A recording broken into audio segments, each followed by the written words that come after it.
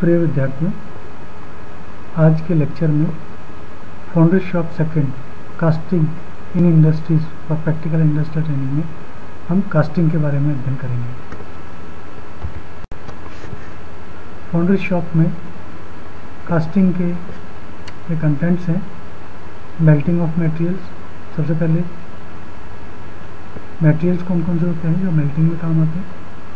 फिर इनके specification for cast iron casting, इसमें केमिकल प्रॉपर्टीज़ क्या हैं, फिजिकल प्रॉपर्टीज़ और मेल्टिंग चार्जेस। देन फर्नेसेस में कुपोला फर्नेस और इंडक्शन फर्नेस।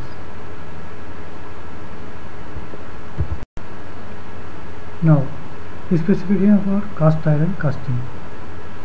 अब ये कास्ट आयरन जो है उसकी जो कास्टिंग करते हैं उसके स्पेसिफिकेशन दिए हुए हैं कि इसमें कौन कौन सी ग्रेड होती है, G1, G2, G3, G4, ये 4 ग्रेडें दी हुई है।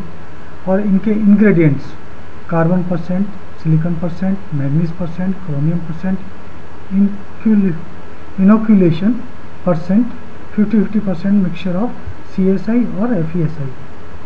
दैन कॉन्स्टिट्यूशनल वेज और प्रोसेस वेज, तो इसमें कार्बन % दिया है 3.3 से 3.5, 3.2 से 3.3, 3.1 से 3.2, 3 to 3.1 and 2.9 to 3. This is the only special case for bad K130. Now silicon 2 to 2.4, this is 1.8 to 2.2 and 1.6 to or 1.5 to 1.7, or this is the special for K130 is 1.45 to 1.55. Now magnesium % is 0.7 to 0.8, then 0.7 to 0.8, 0.8 to 0.9, 0.8 to 0.9. Chromium is 0.2% in G4 only.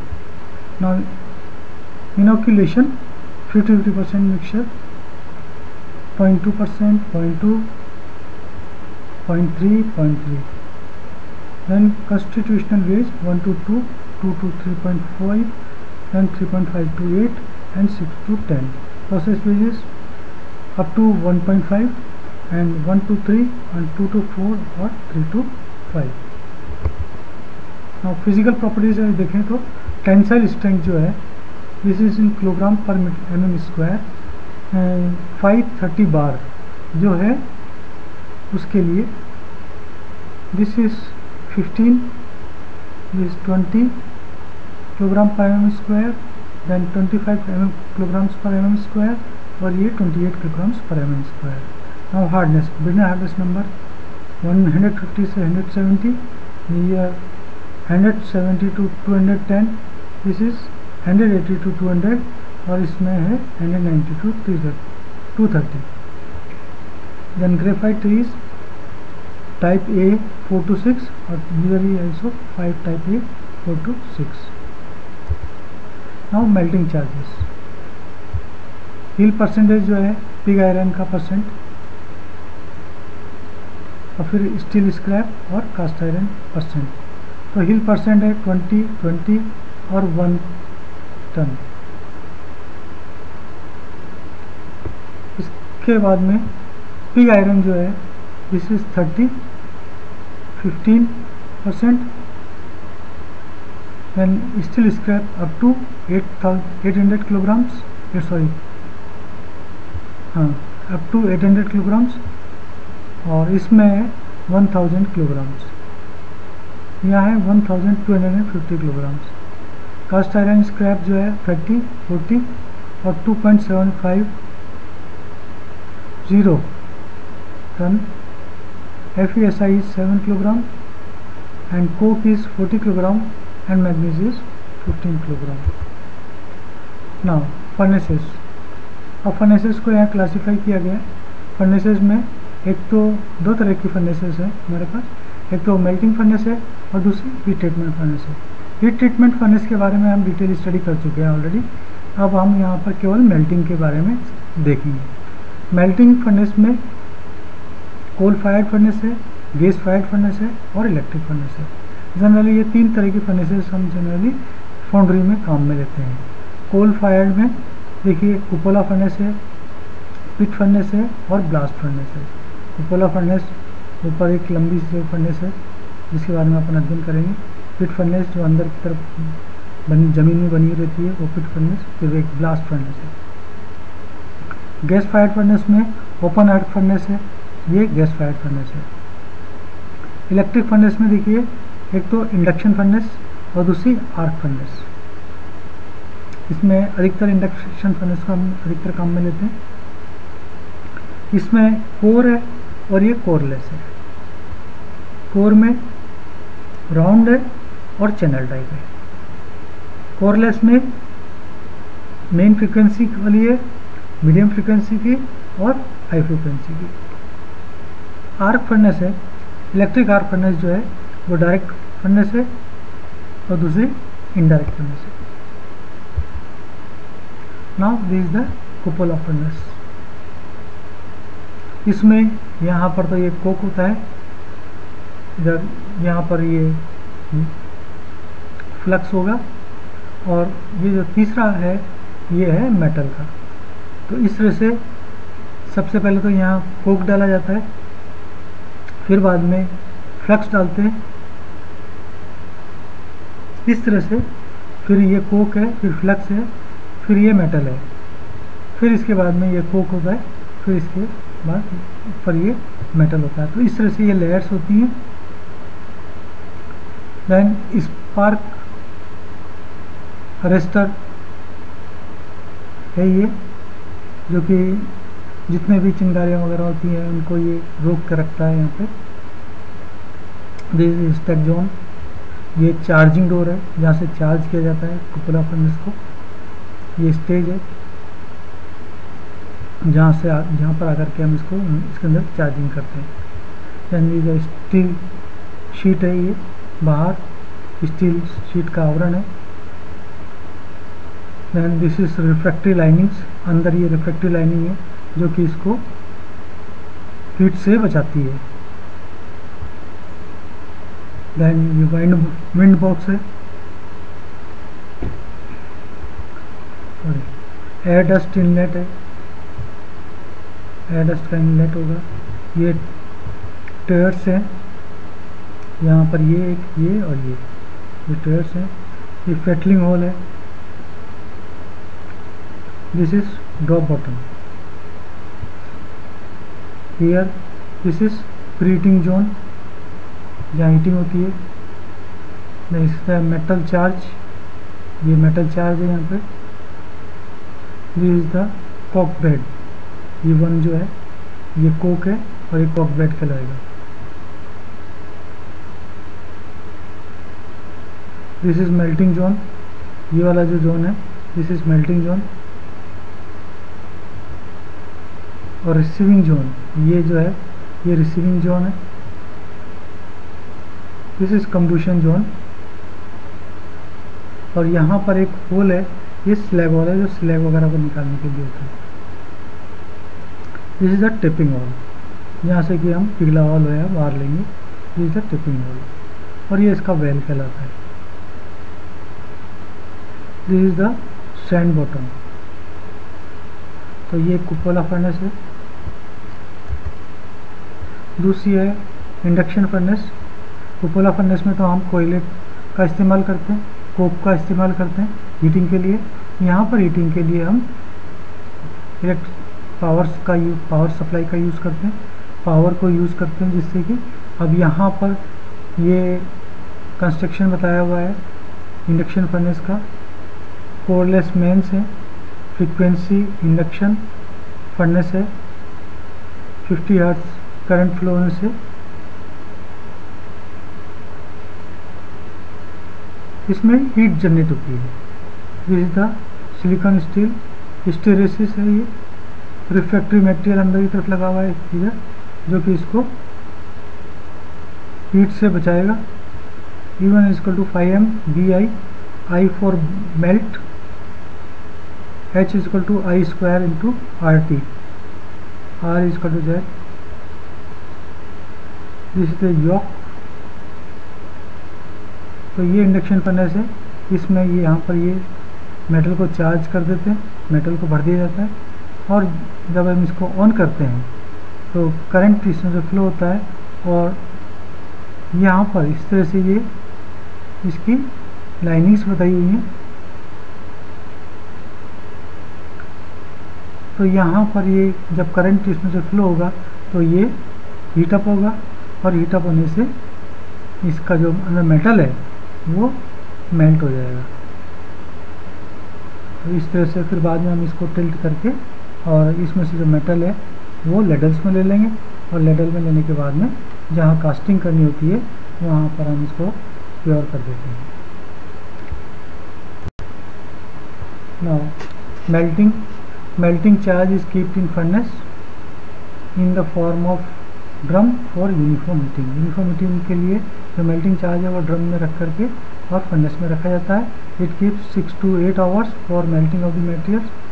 ये material की melting के लिए 6 से 8 घंटे का समय लगता है। Melt material is checked and tested subsequently time to time. Melt material को टाइम टू टाइम हम चेक करते रहते हैं, टेस्ट करते हैं, by making a test bar of melt metal. Melt metal के एक टेस्ट बार बना करके उसको चेक कर लेते हैं। इफ फाइन ग्रेन साइज और uniform desired structure is achieve then we assume that melting material is okay. यदि उसमें फाइन ग्रेन साइज और या यूनिफॉर्म या डिजायर्ड स्ट्रक्चर यदि मिल जाता है तो हम समझते हैं कि मटेरियल तैयार हो गया है, और फिर हम उसको ले करके कास्टिंग प्रोसेस शुरू करते हैं। Now casting equipment used are, अब इसमें कौन कौन से इक्विपमेंट काम में आते हैं। एक तो लेडल काम में आएगा जिसमें कि हम मेटल को लेके जाएंगे। गूगल्स हैं जो कि चश्मा लगाने के लिए जैसे कि आंखें ख़राब नहीं हो, और हेलमेट है,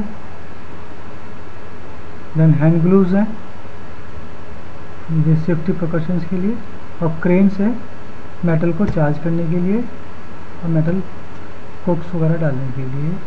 क्रेन्स वगैरह है जिसके द्वारा कि हम लेडल्स को उठा सकते हैं, मेटल भी चार्ज कर सकते हैं। Now melting material is transferred into ladle. अब मेल्टिंग मटेरियल जो है वो लेडल्स में ट्रांसफ़र करते हैं फ्रॉम फर्नेस। फर्नेस से जो पिघला हुआ मटेरियल है वो लेडल में दिया जाता है। About 2 to 3 ton material is taken at a time and also necessary to keep always 1 ton material in furnace for running of furnace called heal। अब इसमें से कम एक बार में 2 से 3 टन का मटेरियल ले लिया जाता है, और 1 टन मटेरियल जो है वो उसी फर्नेस में रख देते हैं for running of furnace called heel के लिए।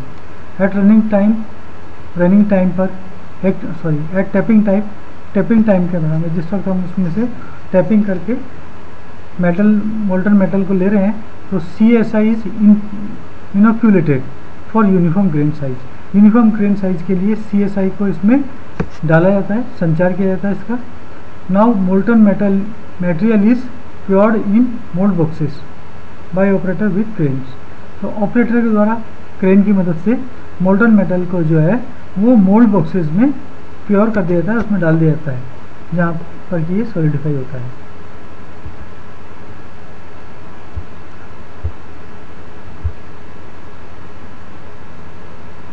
तो इस तरह से हम जो कास्टिंग प्रोसेस है वो कंप्लीट करते हैं कि जिसमें कि हम मोल्ड में पिघले हुए लोहे को डाल देते हैं जिससे कि हमारे पास कास्टिंग तैयार होती है। Now fettling after cooling of molten material जब ठंडा हो जाता है, boxes are keeped on knockout bed. तो मोल्ड बॉक्सेस जो है उनको हम नॉकआउट करने के लिए नॉकआउट बेड पर रख देते हैं ताकि वहाँ उनको तोड़ा जा सके। Where it breaks and sand are taken separate, जहाँ पर कि इनको तोड़ा जाता है और सैंड को अलग कर दिया जाता है। Castings are put in short blast chamber, और कास्टिंग को लेकर के शॉर्ट ब्लास्ट चैम्बर में रख देते हैं। Where all dust and fuse sand are removed by impact of small quartz और स्मॉल आयरन बॉल्स, जहाँ पर कि शॉर्ट ब्लास्टिंग मशीन में एक स्मॉल क्वार्ट्स या स्मॉल आयरन बॉल्स होते हैं, इन आयरन बॉल्स को तेज़ी से रिवॉल्व घुमाया जाता है, तेज़ी से वो घूमते हैं और इम्पैक्ट करते हैं। जो कास्टिंग होती है उसके ऊपर ये जो क्वार्ट्स हैं और जो आयरन की बॉल्स हैं, ये जो है उस पर इम्पैक्ट करती हैं और उसमें अंदर जो लगी हुई है मिट्टी वगैरह लगी हुई है या जो बर्स वगैरह लगे हुए हैं उनको वो हटा देती है। Now casting jobs are fettle by fettling chisel and disc which are operated pneumatically with the help of the compressor. और इसके बाद में जो कास्टिंग है, कास्टिंग जॉब है, उनको फेटल किया जाता है by fettling chisel.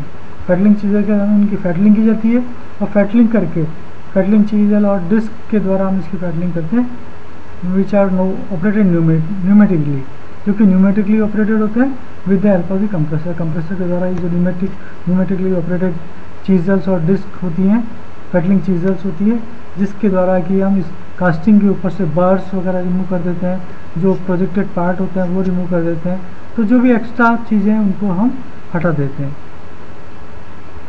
In fettling extra fuse material और extended materials are remove from non machining side.